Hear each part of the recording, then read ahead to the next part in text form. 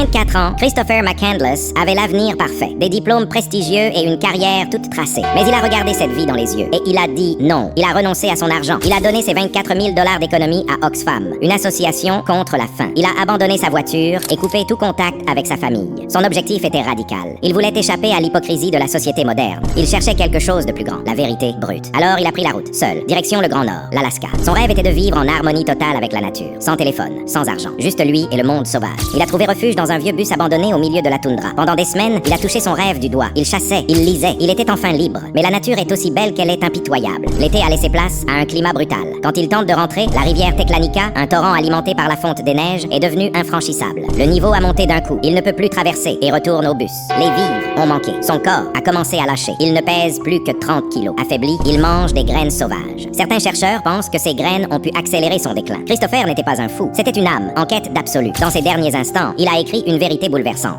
Le bonheur n'est réel que s'il est partagé. Il survivra environ 113 à 114 jours. Son corps sera retrouvé le 6 septembre 1992. Il a laissé cette photo légendaire, souriant jusqu'à la fin.